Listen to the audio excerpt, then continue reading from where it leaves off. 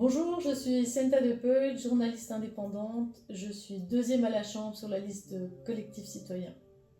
Bonjour, je suis Bachar, troisième suppléant à la liste fédérale Bruxelles-Capitale pour Collectif Citoyen. Je suis indépendant, entrepreneur dans plusieurs branches et donc aujourd'hui nous allons discuter un peu des besoins. Mais déjà, la première question, pourquoi Bachar est-ce que tu t'es engagé sur cette liste? Et étant donné que je suis étranger qui était très impliqué dans les situations en Orient et la relation entre l'Orient et l'Occident durant les guerres passées, il était très très important pour nous de faire profiter la Belgique de l'expérience que nous avons eue en Orient, des difficultés que les citoyens ont subies, pour faire en sorte que les citoyens belges ne tombent pas exactement dans les mêmes pièges et que le chaos qui s'est installé là-bas vienne s'installer ici. Parce qu'il faut savoir que certes nous sommes d'origine étrangère, nous avons été accueillis en Belgique, nous nous sentons très très bien, nous nous intégrons très très bien. Il y a une très très bonne entente et une belle relation avec la population belge, autochtone de base et même étrangère naturalisée belge également.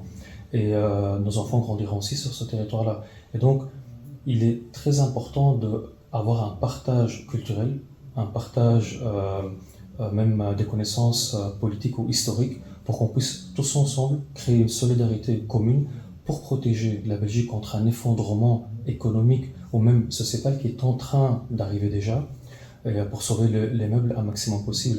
Et donc je crois que pour nous, le point principal sur lequel on veut mettre le point dessus, c'est la solidarité, le respect du patrimoine déjà national. Un arbre sans racines est mené à tomber.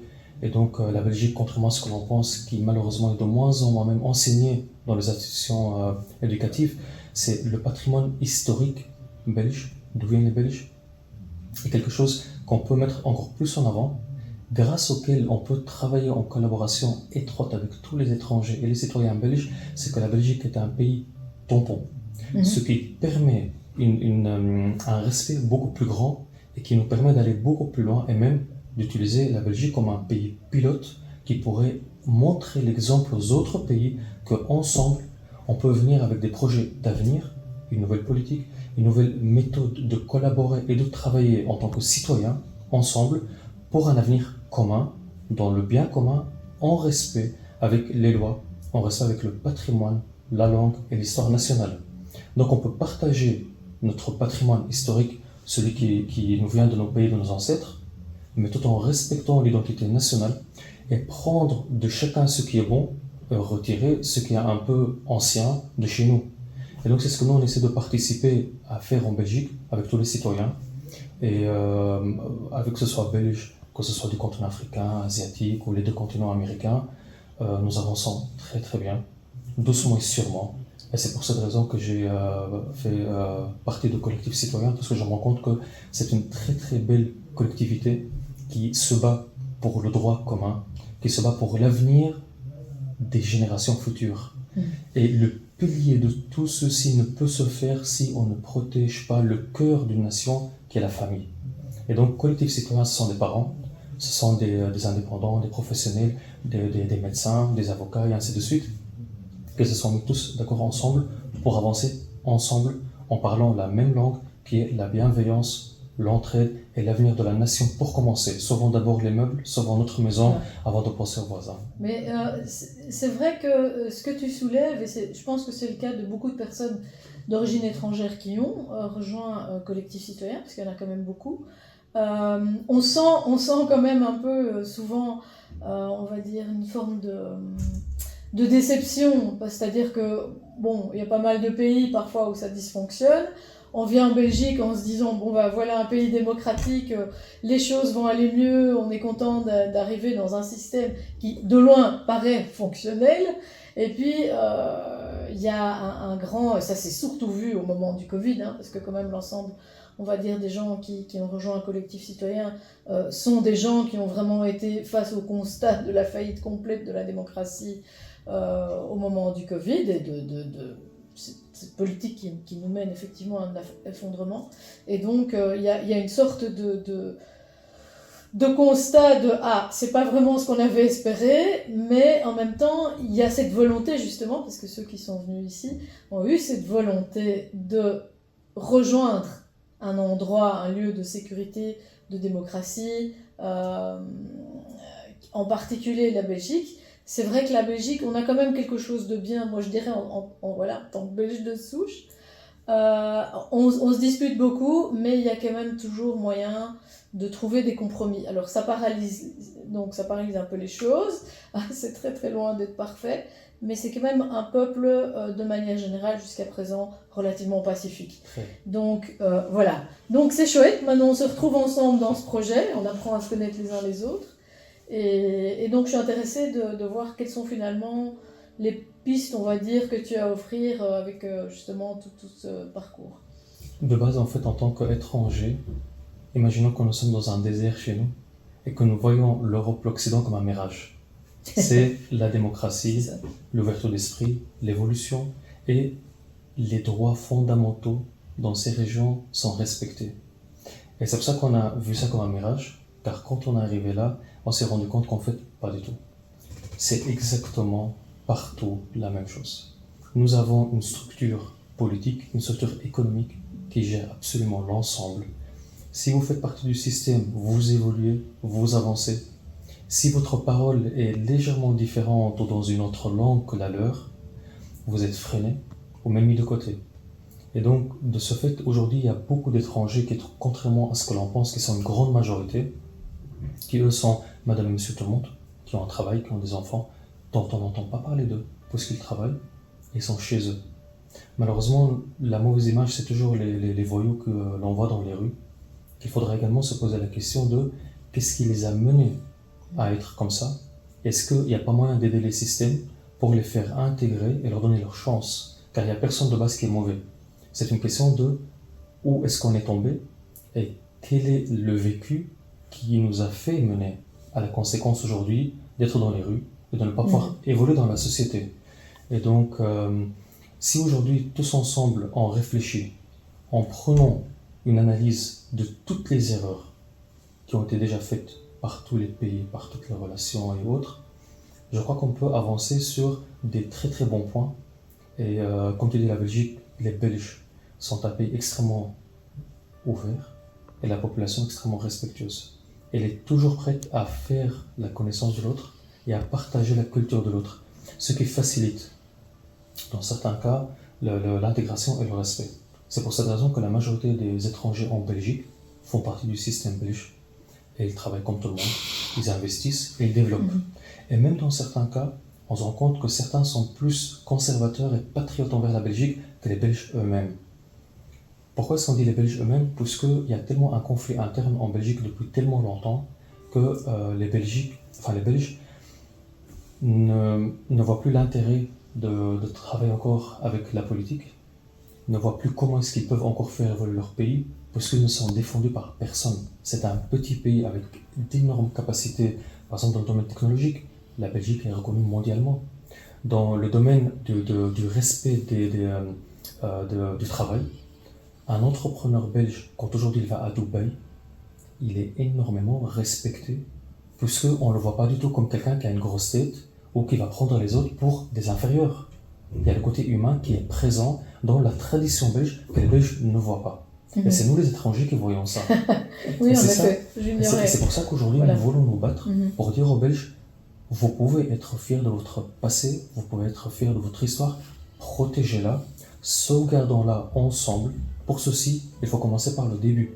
C'est on l'aime ou on l'aime pas, on le veut pas, parce que souvent quand on est énervé, on se retourne contre qui? Contre le père.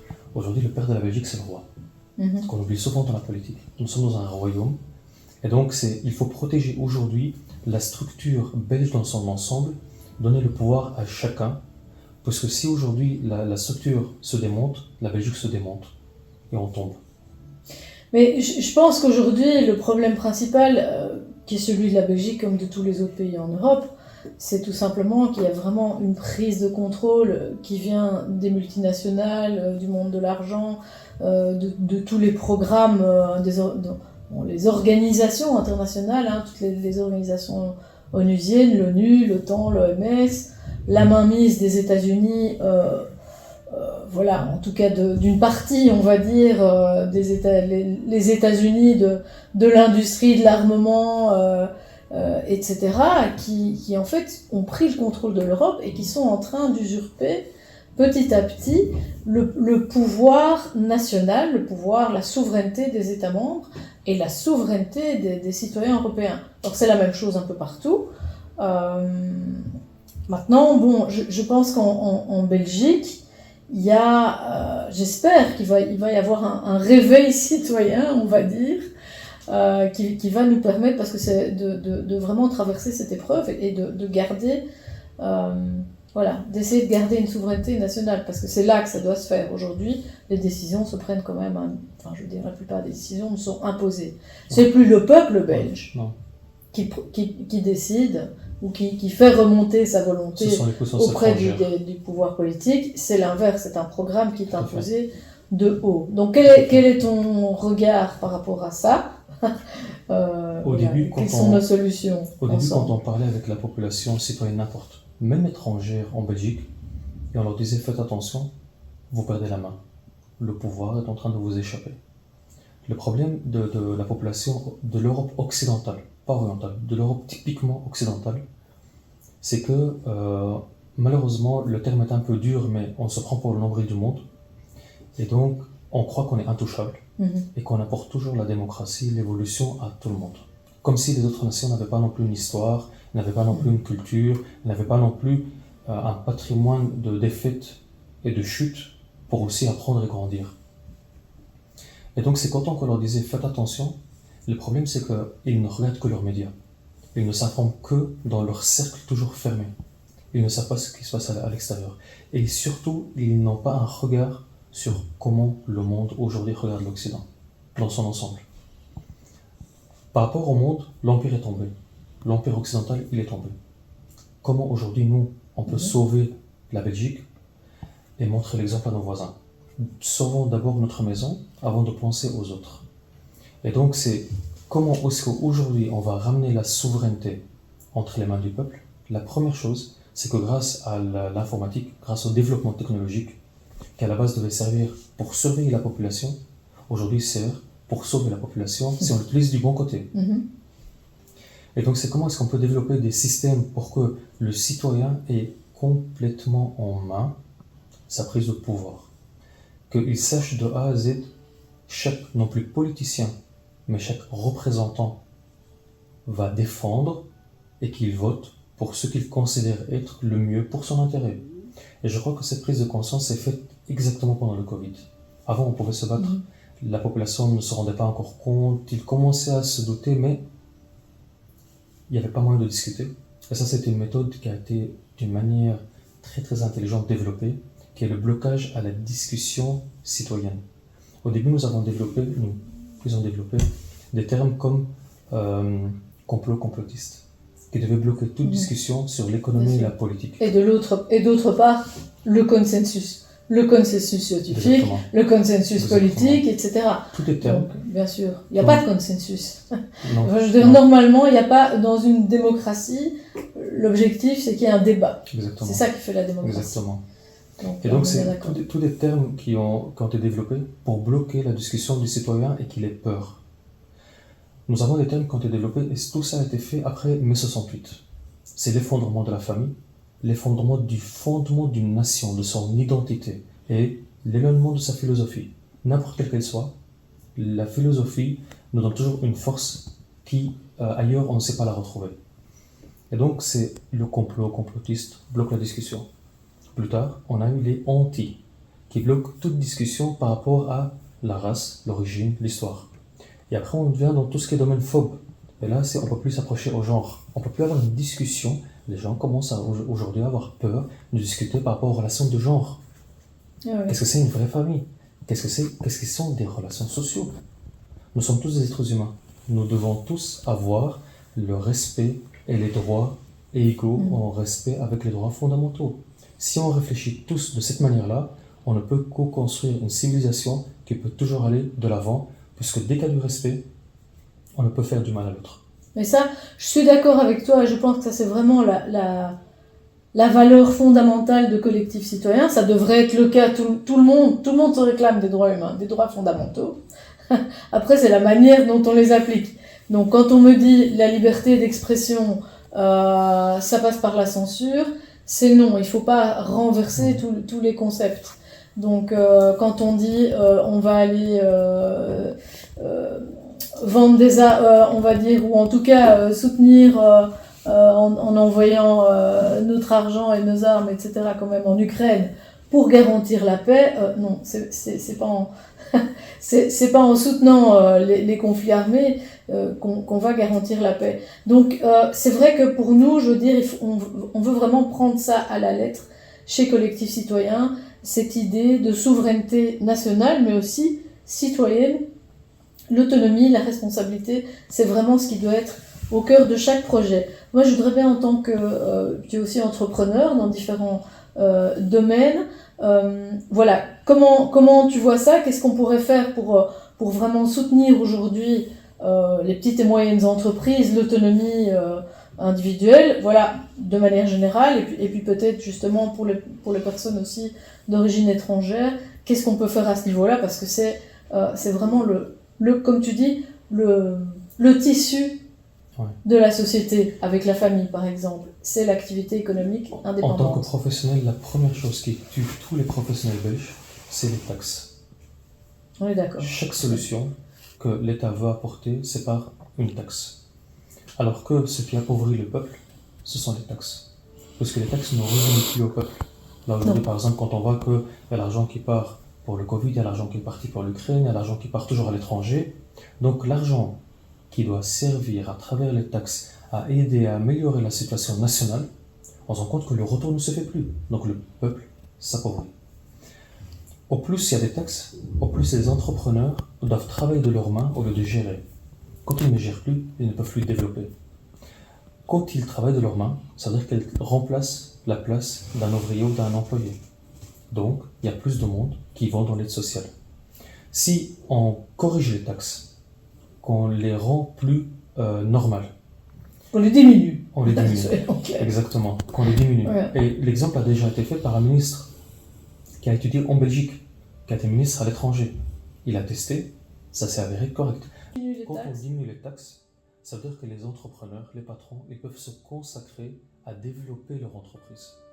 Là alors, en développant leur entreprise, au lieu de prendre la place d'un employé, ils vont offrir une place. Ils vont offrir 2 places. En développant leur structure, en la faisant grandir, ils vont commencer à offrir beaucoup plus de travail. Ils vont booster le pouvoir d'achat. Quand ils boostent le pouvoir d'achat, ça veut dire que les citoyens n'ont plus crainte d'un problème économique futur. Ils peuvent plus sortir au restaurant, ils peuvent plus dépenser, acheter des vêtements, investir. Donc tout le marché est complètement boosté. On aura pendant 1 an, 2 ans, 3 ans de petites crises, puisque les taxes ont baissé, il faut combler un trou. Mais quand on compare la perte aux bénéfices sur un long terme, quand on décharge les institutions sociales de ce monde-là, de ces responsables-là qui doivent les gérer également, toutes les structures qu'on doit financer. Oui, il faut vraiment alléger l'administration. Exactement, le bénéfice est énorme. Mais je pense qu'il y a beaucoup d'argent qu'on peut récupérer, on va dire. D'abord, il y a de l'argent qu'on peut exiger et qu'on n'a pas. Donc il faut faire appliquer les lois en Belgique, notamment pour tout ce qui est l'évasion fiscale. Je voyais quand même la proposition de taxer, on va dire, les ultra-riches, qui est soutenue quand même aussi par d'autres collectifs citoyens. On n'est pas là pour faire la politique de la chaise vide, on va tout le temps dire non, puisqu'on n'aime pas le système actuel, on ne participe pas. Non, donc on est là pour soutenir toutes les initiatives qui nous sembleront justes. Donc par exemple, une taxe sur les ultra-riches, des gens qui ont peut-être... on va dire, hériter des dizaines, voire des centaines de millions, et qui est de l'argent qui est là simplement sur un compte ou dans des biens immobiliers, etc. Il faut évidemment qu'à un moment, ça puisse bénéficier à tout le monde. Et cet argent est rarement tout à fait propre. Donc là, je pense qu'il y a déjà une première chose, et surtout, arrêter de jeter son argent. Je pense aux 4,2 milliards de doses de vaccins que Ursula von der Leyen a, on va dire, acheté au nom des pays, au nom auquel la Belgique, etc., sont engagés. Il y a énormément d'argent qui s'en va, soit dans des contrats dont on ne bénéficie pas, puisqu'on a acheté la moitié à la poubelle, soit dans des recherches, des investissements, etc., qui partent tout simplement dans les poches des multinationales. Donc déjà récupérons tout l'argent inutile qui va ailleurs, comme tu le disais très justement tout à l'heure. Mais je crois que par rapport à ce point, il faut vraiment revenir sur les points essentiels. La première chose, moi en tant qu'entrepreneur, imaginons qu'on taxe et on surtaxe les ultra-riches. Je me mets à leur place. Je suis taxé, je suis surtaxé. Là, la Belgique, elle me taxe, je suis perdant, je ne peux pas développer mes projets. Alors je vais aller ailleurs. Est-ce que c'est pour l'intérêt? Non. Ah oui. Est-ce que c'est pour l'intérêt de la Belgique de faire fouter ces entreprises? Je ne suis pas d'accord avec ce raisonnement. Parce qu'en France, c'est le raisonnement qu'on a tenu. Et en fait, ça n'a pas du tout porté ses fruits. Donc c'est un faux raisonnement. Par contre, je parle des ultra-riches. Hein. Je ne parle pas des entrepreneurs, des gens qui Par contre, je parle de c'est mettre très grosse fortune. Mettre sur le même pied d'égalité les mêmes taxes pour tout le monde et les ultra-riches.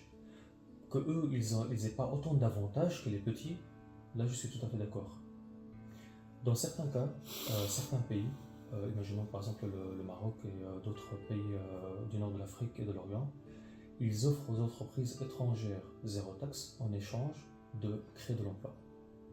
Oui, mais ça marche pas parce qu'ils créent des mauvais emplois. Et c'est toujours du pillage. C'est toujours du pillage. Et puis ils drainent des subsides et en fait, au lieu que cet argent aille ici, il va ailleurs. Donc, on est bien d'accord. Je pense que là, il y a vraiment un problème. C'est une arnaque. Je m'excuse, c'est une arnaque. Donc aujourd'hui, il faut remettre en scène des scénarios de situations réelles pour qu'on ne perde pas la puissance économique. Il faut aussi voir comment est-ce que, et ça il faut revenir à la base, comment est-ce que dans nos écoles, on peut éduquer la population à grandir, à avoir des objectifs. Aujourd'hui, je donnais une formation à des jeunes et la majorité ne savait même pas qu'est-ce que demain ils feront comme métier. Mm-hmm. Comment ça se fait que l'école ne s'occupe pas de l'identité de l'élève, de qui il est, c'est un être humain. Qu'est-ce que c'est un être humain? Quel pouvoir il a en tant qu'être humain? Comment il peut construire son avenir? Et quelle est la famille? Qu'est-ce que c'est le respect familial? Le respect envers celui qui enseigne les respects. C'est tous les enseignements primaires que notre éducation doit apporter. Si nous la faisons de base, nous aurons des entrepreneurs qui seront bienveillants. Un entrepreneur bienveillant est un entrepreneur qui n'aura pas un objectif d'agrandir son entreprise pour se remplir les poches, mais d'enrichir un maximum possible tout l'environnement de son entreprise, du plus petit employé au plus grand employé, parce que son éducation lui a appris à être bienveillant et de profiter des compétences qu'il a et de mettre en avant ceux qui ont les bonnes compétences et les mettre au bon endroit. Et donc c'est que je crois que se fatiguer avec les ultra-riches aujourd'hui, il faut mettre un système en place pour dynamiser leur économie, ne pas la laisser bloquer, ne pas la laisser fouter, qu'ils soient taxés équitablement comme les autres. Mais je crois le problème, c'est que de toute façon, ils ne payent pas, tu vois, je veux dire, bon, voilà. Donc il faut faire appliquer les lois. Système, alors. Il faut faire appliquer les lois. Exactement. Et donc, de l'autre côté, si on prend le temps de commencer à la source, l'éducation dans l'ensemble des domaines, ramener l'humain à l'école.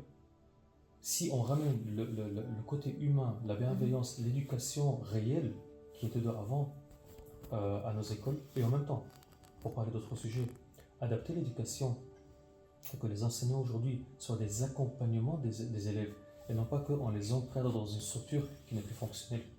Ce qui crée une dégénérescence et que les élèves ne s'y retrouvent plus dans le système actuel et ne peuvent plus avancer dans la société. Aujourd'hui, si on n'explique déjà pas qu'est-ce que c'est la Belgique, comment fonctionne le système politique belge, vers qui se diriger quand on a un problème et comment participer au système civil belge, comment est-ce qu'on peut construire une nation correcte? Bien entendu. Et c'est ça que collectif citoyen... Oui, tout à fait. Mais il faut d'abord qu'on le simplifie aussi, parce qu'il est devenu tellement complexe qu'il est ingérable. Comment veut-on déjà expliquer raisonnablement d'avoir 8 ou 9 ministres de la santé et de pouvoir les gérer dans un pays aussi petit que le nôtre? Qu'est-ce qu'on peut faire spécifiquement, par exemple au niveau de la formation des étrangers ou de l'accès à la profession? Tout d'abord, c'est juste pour revenir sur un point avant. La bureaucratie stalinienne a fait effondrer l'URSS. Aujourd'hui, la bureaucratie belge et le fait que la politique soit tellement nouée, que même les ministres qui ont une bonne volonté, qui veulent faire quelque chose de les politiques, on a de très bons politiciens en Belgique aussi, on n'a pas que des mauvais. Mais le système est tellement noué dans une ligne directive qu'il n'est pas possible d'améliorer pour l'intérêt du peuple. Et c'est pour ça qu'il faut corriger et diminuer doucement ce système bureaucratique. On est d'accord. Voilà. Voilà, dernière question, alors, mais vraiment là plus particulièrement par rapport aux étrangers, comment est-ce qu'on facilite leur autonomie voilà, et leur intégration? Alors, il y a beaucoup d'étrangers qui viennent, dans leur pays ils avaient déjà une fonction, ils avaient déjà un métier. Malheureusement, l'équivalence ne leur permet pas de démarrer dans le système professionnel belge. Ce qui nous a été demandé plusieurs fois par les étrangers de tout pays qui arrivent en Belgique, c'est pourquoi est-ce que la Belgique ne développe pas une branche où nous irons démontrer que nous sommes compétents dans nos domaines, ou même qu'il peut y avoir des petites formations d'adaptation par rapport à certaines réglementations, certaines législations, certains matériaux d'utilisation, que l'on est même prêt à payer, mais qu'on nous laisse travailler. Puisque il faut savoir que même si quelqu'un, par exemple, vient de la Syrie, certes, il ne parle pas encore français, mais il y a une communauté syrienne qui lui permet de démarrer son métier. Il y a combien de Syriens qui ne savent pas parler français? S'ils ont un médecin qui est syrien, ils pourront arriver plus facilement à se soigner, puisque eux-mêmes ne savent pas parler français. Mais doucement, le médecin, étant donné qu'il est en fonction, il va, par facilité, apprendre la langue, puisqu'il est encouragé pour le développement de son métier, son activité.